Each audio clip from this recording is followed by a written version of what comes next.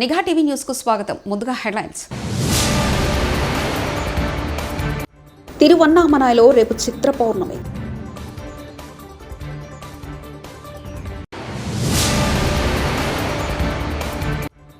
కవిత బెయిల్కు అర్హురాలన్న లాయర్లు, bail ఇవ్వొద్దన్న CBI.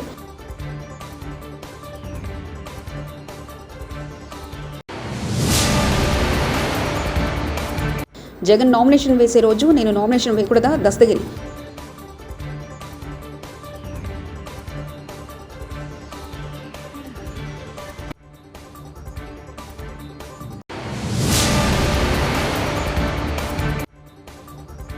Veligonda పూర్తి చేయకుండా ఇన్నాళ్ళు గడుదలు కాశారా? శర్మలా ఫైల్.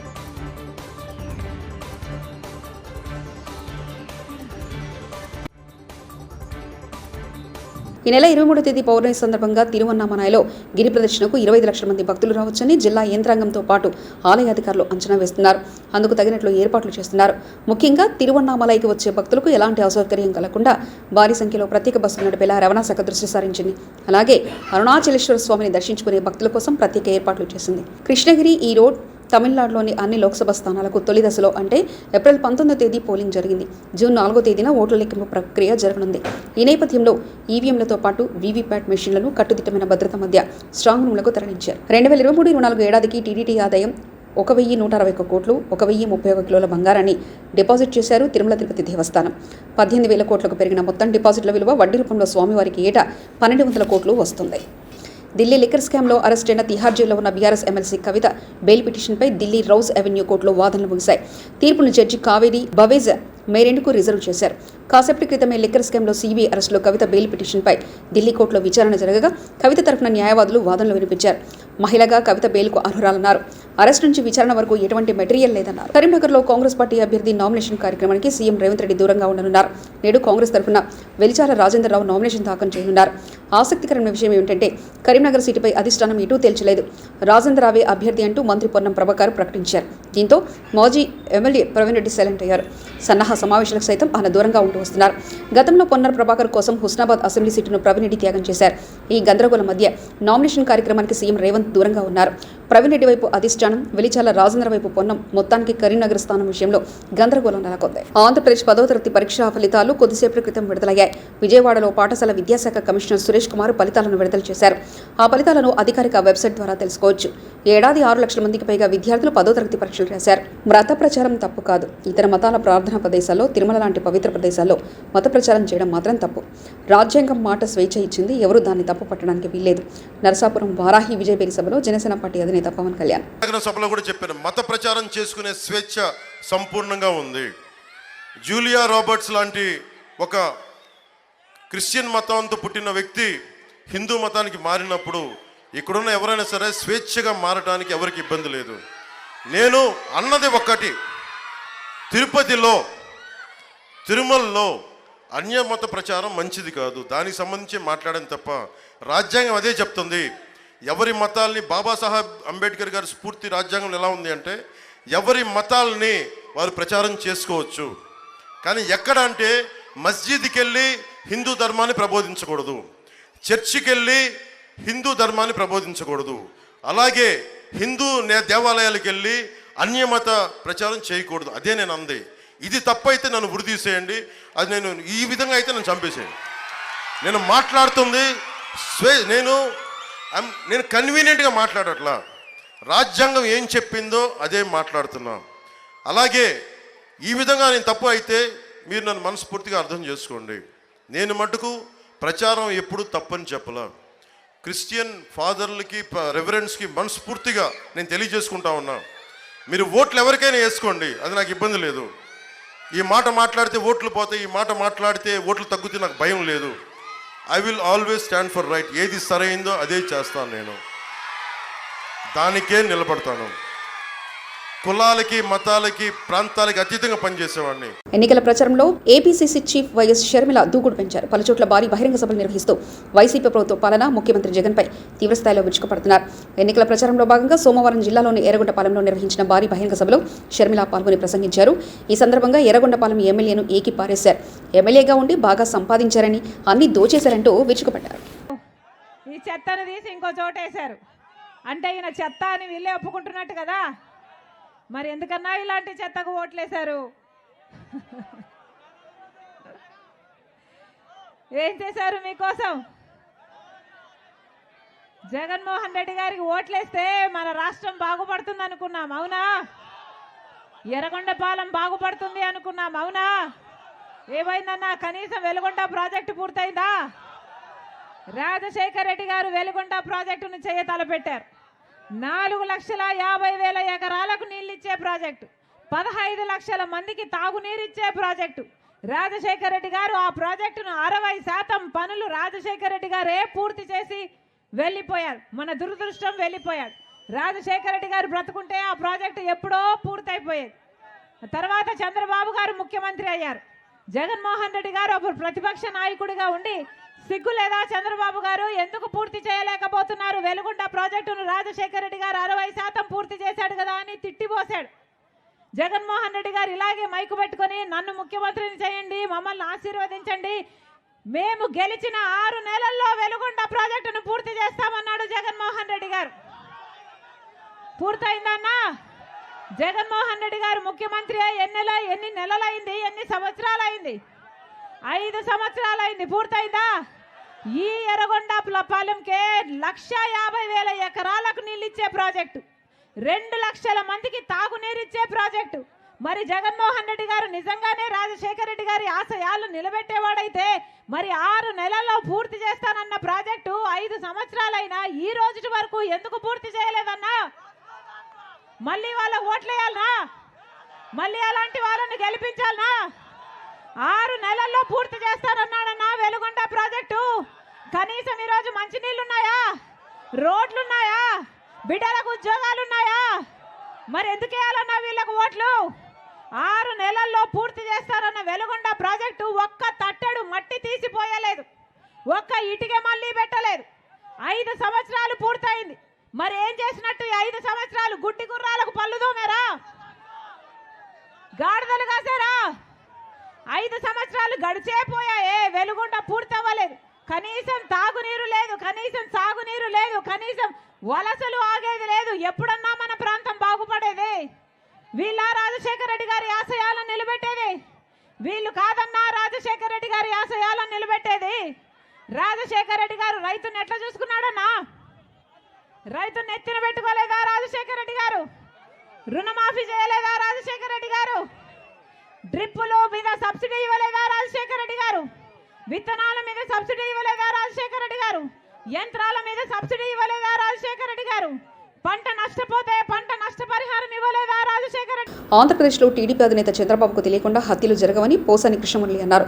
సీఎం జగన్ను చంపమని చంద్రబాబు మాట ఇస్తే తాను ప్రెస్ మీట్లు కూడా పెట్టానన్నారు. రాయి జగన్ కంటికి తగిలి ఉంటే ఆయన స్పాట్లోనే చనిపోయి ఉండేవారని పోసాని అన్నారు. సీఎం గారు అంటున్నారంట పెళ్ళాం వంటానికి వెళ్ళలేదు.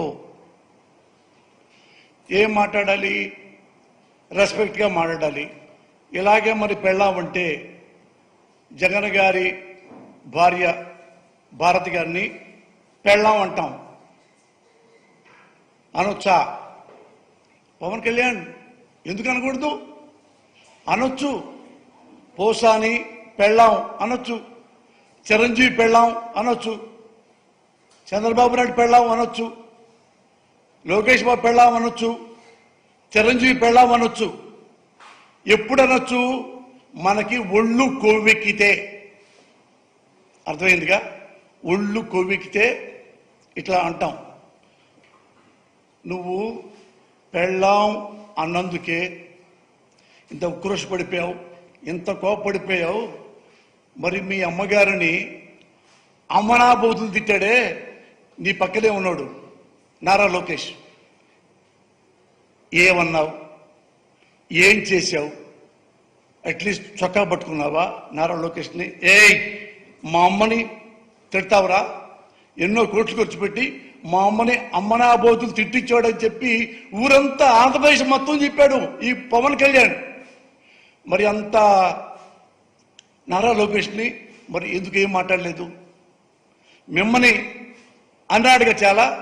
మరి లోకేష్ అమ్మగారిని నువ్వేమని అంటావా? దమ్ముందా నీకు? వాళ్ళ అమ్మగారి ముఖం చూసే దమ్ముందా నీకు?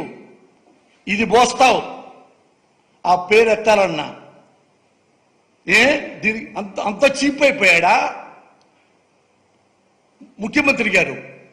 పెళ్ళాం అనేది ఆంధ్రదేశంలో 75% పైగా భార్యాభర్తలు, మా ఇంట్లో అయినా మీ ఇంట్లో అయినా ఎవరుంటే ఈ పలానా సుబ్బారావు గారి పెళ్ళాం, పలానా రంగారావు గారి పెళ్ళాం అని. అది నిన్న అవమానిస్తానికి సీఎం గారికి అంత నీలాగా దిగజారు లేడు. ఆయన పెళ్ళాం అంటే నీకు చంద్రబాబు గారి ఏమన్నా జగన్మోహన్ రెడ్డి గారు ఆయనకి 4 పెళ్ళాలు లేదు, నాకు 3 పెళ్ళాలు ఉన్నాయి అన్నావు. నీకు 3 పెళ్ళాలు ఉన్నాయా? వివేక హత్య కేసులో సునీతతో తాను చీకటి ఒప్పందం కుదుర్చుకున్నానని అవినాష్ రెడ్డి నిరూపిస్తే జైలుకు వెళ్లడానికి తాను సిద్ధమేనని వివేక కేసులో అప్రూవర్ దస్తగిరి సవాల్ విసిరారు. అవినాష్ రెడ్డి నిరూపించుకోలేకపోతే జైలుకు వెళ్లడానికి ఆయన సిద్ధమా అని ప్రశ్నించారు. వివేక కేసులో హంతకుడు బయట తిరుగుతున్నాడని జగన్మోహన్ రెడ్డి మాట్లాడారని దస్తగిరి తప్పుపట్టారు. హత్య చేయించిందెవరో జగన్, అవినాష్ రెడ్డి, భాస్కర్ రెడ్డి, శివశంకర్లకు తెలియదా అని ప్రశ్నించారు. ఈ నెల 25న నామినేషన్ వేస్తుండటంతో తాము నామినేషన్ వేయడం కుదరదని అధికారులు చెప్పడంపై ఆయన మండిపడ్డారు. హత్య గురించి కేసు గురించి మాట్లాడడం జరుగుతూ ఉంది. ఆ రోజు హంతకుడు బయట తిరుగుతూ ఉన్నాడు, ఆ రోజు హంతకుడు బహిరంగంగా చెప్తా ఉన్నాడని చెప్పి జగన్మోహన్ రెడ్డి నిస్సిగ్గుగా మాట్లాడడం జరిగింది. అయితే దాన్ని పూర్తిగా ఖండిస్తూ ఉండా జగన్మోహన్ రెడ్డికి ఆయన పక్కలోనే ఉన్న అవినాష్ రెడ్డి గారి హత్య కేసులో భాగస్థులైన జగన్మోహన్ రెడ్డి కావచ్చు, అవినాష్ రెడ్డి కావచ్చు, భాస్కర్ రెడ్డి కావచ్చు, శివశంకర్ రెడ్డి కావచ్చు, వీళ్ళందరూ కూడా భాగస్థులే. ఆ విషయం జగన్మోహన్ రెడ్డికి కూడా తెలుసు. ఎవరు హత్య చేయించినారో, ఎవరు చెప్తే ఎవరు చేసినారో అనేది ఆంధ్రప్రదేశ్ రాష్ట్ర ప్రజలందరికీ కూడా తెలుసు. పులివెందులలో జేబీఎం భరత్ పట్టి ఆఫీసును జగన్మోహన్ రెడ్డి ఇంటి పక్కలను నిర్మించడం జరిగింది. అయితే కూడా ఈ ఆఫీసును తొలగించాలని చెప్పి పూర్తి స్థాయిలో అధికారులు అయితేనేమి, పోలీసు వ్యవస్థలను అయితేనేమి పూర్తిగా ప్రెజర్ చేస్తూ ఉన్నారు. అయితే దానికి పర్మిషన్ తీసుకోవాలా కదా అని చెప్పి వాళ్ళు ఒక అడ్డుకట్ట వేయడం జరిగింది. దానికి కూడా నేను పర్మిషన్ కోసం శతవిధాలుగా ప్రయత్నించినా నాకు పర్మిషన్ ఇవ్వకుండా చేసినారు. కానీ జగన్మోహన్ రెడ్డి 24-25వ తేదీ వస్తున్నాడని చెప్పి ఇక్కడ ఈ జగన్మోహన్ రెడ్డి ఇంటి పక్కలో జేబీఎం భారత్ పార్టీ ఆఫీస్ బోర్డులు కనపడకూడదు, బయట అవి కనిపిస్తే ఇబ్బంది అవుతాయని చెప్పి సచివాలయం నుంచి ఒక 2 వ్యక్తుల నుంచి చెప్పడం జరిగింది. జేబీఎం భారత్ పార్టీ ఆఫీసును ఎటువంటి పరిస్థితిలో తొలగించేది లేదు, బోర్డులు కూడా తీయము, మీరు ఏం చేసుకుంటారో చేసుకోండి అని చెప్పి చెప్పడం కూడా జరిగింది. 25వ తారీఖు నేను నామినేషన్ వేస్తానా అని చెప్పి తెలుసుకొని అంతకుముందే పోలీస్ వ్యవస్థలను కూడా కీలుబొమ్మలు చేసి ఆడుకుంటున్న ఈ జగన్మోహన్ రెడ్డి 25వ తేదీ నువ్వు నామినేషన్ వేయకూడదు, ఆ రోజు జగన్మోహన్ రెడ్డి వస్తున్నాడు, ఆ రోజు నన్ను నామినేషన్ వేయకూడదు, 23rd 22nd వేసుకోమంటున్నాడు, 23వ తారీఖు 24వ తారీఖు. అంటే ఎందుకు 25వ తారీఖు జగన్మోహన్ రెడ్డి అనే అతనికి ఒక్కనికేనా అర్హత ఉండేది? ఈసీ అధికారులు ఏమైనా ఆంక్షలు పెట్టినారా? పెట్టలే. కానీ ఈ రోజు ఎందుకు ఆ విధంగా పోలీస్ వ్యవస్థ వ్యవహరిస్తుంది అనేది అర్థం కాని పరిస్థితి. ఈ రోజు సిద్ధం సభ పెట్టేదానికి 500 రూపాయలు డబ్బులు, బిర్యానీ ప్యాకెట్లు, మందు ఇవన్నీ పెట్టేది ఒక ఎత్తు అయితే, ఆడవారిని డాక్రాలో మీకు ఎటువంటి హామీలు ఉండవు, మీకు రావు అని చెప్పి ఈ సచివాలయం దొంగలను క్రియేట్ చేసుకున్న ఈ జగన్మోహన్ రెడ్డి వీళ్ళే సైనికులుగా తయారు చేసుకొని, ఒక కాలకేయుని సైనికులుగా తయారు చేసుకొని ఈ రోజున వాళ్ళందరినీ కూడా ఇళ్లకాడికి పంపించి మీకు పింఛన్ రాదు, మీకు ఏంది ఇవ్వరు, మీరందరూ కూడా రావాలని చెప్పి ప్రెజర్ చేసి పిలుచుకోవడమే కాకుండా ప్రతి ఒక్కరిని భయభ్రాంతులకు గురి చేసి అతను సిద్ధం సభకు పిలుచుకుంటున్నారు. అవినాష్ రెడ్డి అనే వ్యక్తి కావచ్చు, ఇంకోరు కావచ్చు, మన ప్రెస్ మీట్ పెట్టి ఏదో సునీతమ్మ గారికి నాకు చీకటి ఒప్పందం అంట. ఆ చీకటి ఒప్పందం ఈ రోజున బయట పెట్టినా కూడా, ఈ రోజున అవినాష్ రెడ్డికి నేను సవాల్ విసురుతాండా, ఈ రోజున బయట పెట్టినా కూడా నేను జైలు వేయడానికి సిద్ధం. ఆ విధంగా నేను ఎన్నోసార్లు సవాల్ చేసిన, ఈ రోజు కూడా చేస్తా ఉండా. 24 అవర్స్లో ఆ చీకటి ఒప్పందం ఏందో నువ్వు బయట పెట్టు, నేను జైలుకు పోతా, లేకుంటే అన్ని ఒప్పుకొని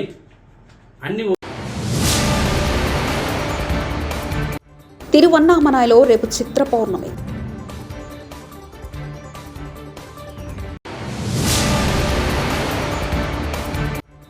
కవిత బెయిల్కు అర్హురాలన్న లాయర్లు, బెయిల్ ఇవ్వొద్దన్న సిబిఐ.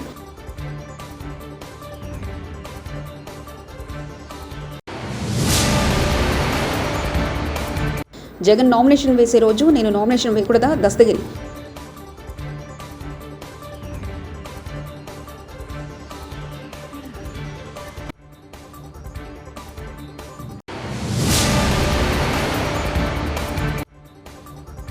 వెలుగొండ పూర్తి చేయకుండా ఇన్నాళ్ళు గడుదలు కాశారా? శర్మల ఫైర్.